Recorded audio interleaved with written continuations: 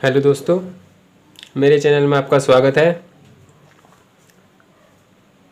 और आज हम कुंडली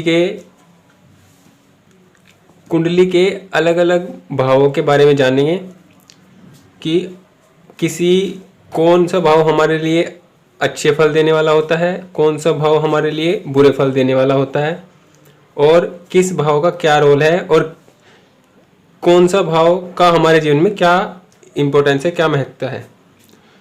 तो हम शुरुआत करते हैं।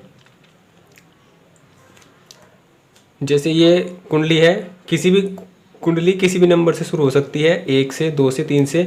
अगर 2 से शुरू होगी तो 2 3 4 5 ऐसे शुरू हो जाएंगे, 4 से होगी तो 4 5 6 7 ऐसे कुंडली शुरू हो जाएगी, तो वो फिक्स होएगी। घर ये पहला ही रहेगा, ये घर पहला घर, ये दूसरा घर। आज हम घर के बारे में जानेंगे कि पहला घर क्या बताता है, दूसरा घर क्या बताता है, तीसरा घर, चौथा घर क्या बताता है। तो हम पहले घर की बात करते हैं। ये हमारा लग्न भाव, इसको कहते हैं लग्न। लग्न भाव कुंडली का सबसे इम्पोर्टेंट, सबसे महत्वपूर्ण भाव होता है, जो हमारे शरीर के बारे में, हमारे समाज में प्रतिष्ठा, हमारा सम्मान और हमारा क्या स्टेटस होगा, उसके बारे में हम इस भाव को देखते हैं, इस बारे में जानने के लिए। और कुंडली का एक तो 1 4 7 10 ये कुंडली के होते हैं केंद्र के भाव, पहला, चौथा, 7वां, 10वां। और एक होता है कुंडली का 5वां और 9वां। कुंडली का पहला, 5वां और 9वां, ये हमेशा किसी भी कुंडली हो, कोई भी कुंडली किसी भी नंबर से शुरू हो, हमेशा पहला, 5वां और 9वां ये हमेशा मित्र ग्रह होंगे। और जो कुंडली का पहला घर है वो हमारे साथ लग्नेश बनता है, जो पूरी कुंडली का हीरो होता है, पूरी कुंडली को चलाने का दम, जो जिम्मा जिसके पास होता है, वो कुंडली का लग्न भाव होता है, कुंडली का पहला घर होता है। और पहला घर हमारे लिए सबसे महत्वपूर्ण होता है। अब दूसरे घर की बात आती है। शरीर में अगर देखें तो हम शरीर में हमारा चेहरा, इससे देखा जाएगा कि चेहरा कैसा होगा, कैसा नहीं होगा। दूसरे हम बात करते हैं दूसरे घर की। दूसरे घर होता है हमारी वाणी का। वाणी के बाद पैसा। सबसे ज़्यादा क्वेश्चन यही आता है कि पैसा। अब दूसरा घर वाणी का, पैसा का और घर, मुख्यतः इन चीज़ों के बारे में इससे पता किया जाता है। लेकिन दूसरा घर मारक भी होता है। बस अभी इतना समझ लो कि ये घर मारक भी होता है। और इससे हम पैसा, बोलने का स्टाइल कैसा होगा, आवाज़ कैसी होगी, अच्छी होगी, बुरी होगी, कड़वा बोलेगा, मीठा बोलेगा, ये सब इससे दिख जाएगा दूसरे घर से। अब बात करते हैं हम तीसरे घर की। राशि यहाँ कोई भी हो सकती है, सिर्फ घर की बात हो रही है। ये तीसरा घर है हमारे पराक्रम का। पराक्रम मतलब हमारा साहस, हमारा पराक्रम, हमारी मेहनत, हमारे छोटे भाई बहन, इन सब का होता है तीसरा घर। हमारी बाजुओं का। अब आता है चौथा घर। चौथा घर होता है सुख का। सुख हमारा घर, सुख हमारा घर और मुख्यतः माता का। चौथे घर से हम ये चीज़ देखते हैं कि कुंडली में हमारा घर कैसा होगा, हमें सुख कितना मिलेगा, और अगर हम राजनीति में जाएंगे तो हम जनता में कितने प्रसिद्ध होंगे, ये भी हमें चौथे घर से ही पता लगेगा। 5वां घर है हमारे ज्ञान का। यहाँ पे दूसरा घर प्रारंभिक शिक्षा का भी होता है, जो 5th से पहली कक्षा से 5वीं तक की जो कक्षा होती है, पढ़ाई होती है, उसके लिए दूसरा घर देखते हैं। और उसके बाद 5वीं से 12वीं तक की कक्षा के लिए 5वां घर देखते हैं। ये हमारी ज्ञान का है, पढ़ाई का है, प्यार का है, बच्चों का है। ये घर और ये घर और ये घर, इनके जो घर के ग्रह होंगे वो आपस में हमेशा मित्र होंगे, और ये हमारे लिए सबसे महत्वपूर्ण घर हैं। ये हमेशा शुभ फल देने वाले होंगे। कहने का मतलब ये है कि ये हमेशा जब भी इसका पहले घर का, पांचवें घर का और नौवें घर का ग्रह का समय चलेगा वो हमेशा शुभ होगा, हमेशा अच्छा होगा। अगर वो किसी बुरी स्थिति में नहीं है, अगर पूरी स्थिति में भी है तो कम अच्छा होगा, लेकिन अच्छा ही होगा। पहला, पांचवा और नौवा ये हमेशा शुभ भाव कहलाते हैं। त्रिकोण भाव, ये हमेशा त्रिकोण भाव होते हैं।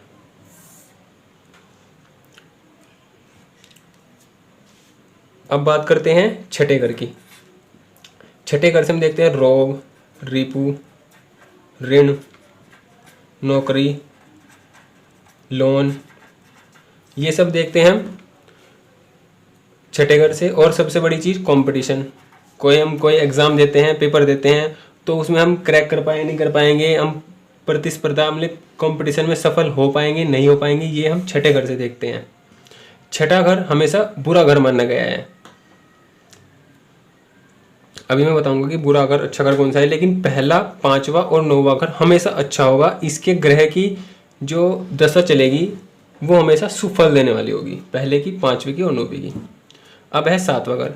सातवां शादी का, और शादी के बाद ये व्यापार का, मुख्यतः इन चीज़ों का होता है। इससे पता लगता है कि हमारी शादी कैसी होगी, जिससे शादी होगी उसका व्यवहार कैसा होगा, उसकी सोच कैसी होगी, और हमारा बिजनेस होगा तो वो कैसा होगा। लेकिन ये भी मारक भाव होता है क्योंकि ये हमारे बिल्कुल सामने होता है। ये लगन, लगन मतलब हम, और हमारे बिल्कुल सामने। ये आठवां घर है। आठवां घर दुख का होता है, मृत्यु का होता है, अस्पताल का, लड़ाई झगड़े, कोर्ट केस। कोर्ट केस इससे भी देखते हैं और इससे भी देखते हैं, लेकिन मुख्यतः इसे देखते हैं बस। अस्पताल, एक्सीडेंट, इन चीज़ों का होता है।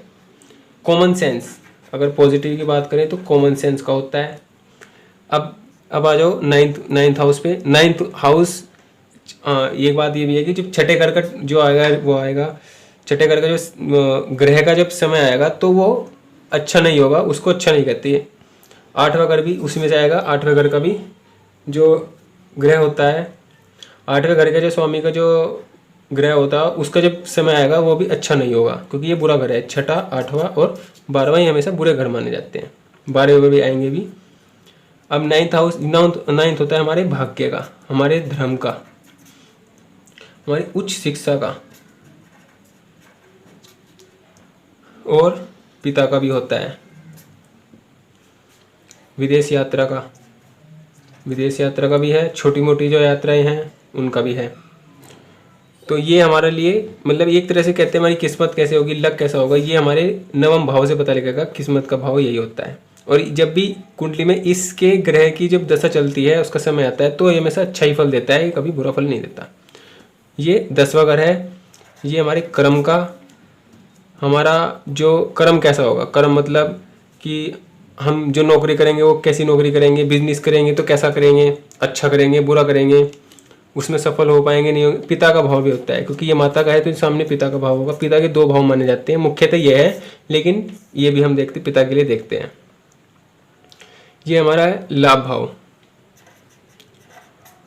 लाभ भाव का मतलब ये है कि हम कोई भी काम करेंगे जिंदगी में तो हमें कितना उससे लाभ होगा। देखो, ये पैसे का है, ये लाभ का है। पैसे का मतलब ये कि हमारा बैंक बैलेंस, ये हमारा बैंक बैलेंस है, और ये हमारा है लाभ। लाभ का मतलब यह है कि पैसे आएंगे और जाएंगे। ये मुख्यतः लाभ का है। किसी भी तरह का लाभ हो, जो भी ग्रह बैठेगा वो उसी तरह का वो लाभ देगा। किसी भी तरह का लाभ देखना हो तो हमें इस घर से देखते हैं। अब है 12वां घर। 12वां घर है मुख्यतः हमारे खर्चे का। खर्चा किसी भी तरह का सकता है, हमारे शरीर का भी हो सकता है, हमारे पैसे का हो सकता है, हमारे समय का हो सकता है, चाहे कोई भी खर्चा हो वो हम यहाँ से देखते हैं 12वें घर से। और जब छठे, 8वें और 12वें घर का जब समय, ग्रहों का समय आता है तो वो हमेशा ही बुरा होता है, वो कभी भी अच्छा नहीं फल नहीं देता। लेकिन पहले का, 5वें का और 9वें का जब भी समय आएगा वो हमेशा अच्छा ही देगा। अब बात करते हैं इन चारों घर की जो केंद्र के हैं। तो एक मैंने आपको बताया था कि ग्रह में एक मित्र होते हैं, एक शत्रु होते हैं। इनमें से क्या होता है कि जब अगर, वैसे तो ये भी अच्छा ही फल देते हैं, लेकिन अगर ये लग्नेश है, और लग्नेश के मित्र इसमें बैठेगा, इसमें बैठेगा या इसका होगा, तो वो ज़्यादा अच्छा फल देगा। अदरवाइज अगर लग्नेश का वो मित्र नहीं है तो वो इतना अच्छा फल नहीं देगा इन घर में। बड़े इंपॉर्टेंट घर हैं ये भी, पता लगेगा अभी धीरे धीरे आगे अगली वीडियो में पता लगेगा। अगली वीडियो में हम जानेंगे कि हर प्रत्येक ग्रह के लिए कि कोई ग्रह इसमें बैठेगा तो क्या फल देगा, इसमें बैठेगा तो क्या फल देगा, इसमें बैठेगा तो क्या फल देगा। अब हम अलग अलग भावों में अलग अलग ग्रहों के बारे में जानने का प्रयास करेंगे। आज हमने जाना कि कौन कौन से ग्रह, कौन कौन से घर का क्या मतलब होता है, कौन सा हमारे लिए अच्छा होता है। हमारे लिए अच्छा एक तो पहला, 5वां और 9वां, उसके बाद 11वां, 10वां, चौथा, दूसरा, और बस ये 6, 8वां और 12वां ये हमेशा खराब घर होते हैं, ये इनका रिजल्ट हमेशा खराब होता है।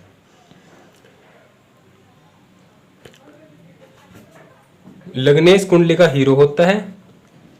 लग्न पर ही सब कुछ निर्भर करता है कि कुंडली कितनी पावरफुल है, कितनी पावरफुल नहीं है। तो अगली वीडियो मिलते हैं किसी अगली वीडियो के साथ, और अलग अलग ग्रह के लिए अलग अलग घरों में बताएंगे कि कौन से ग्रह का किस घर में क्या रिजल्ट होता है। और आप मेरे चैनल को सब्सक्राइब कर सकते हैं।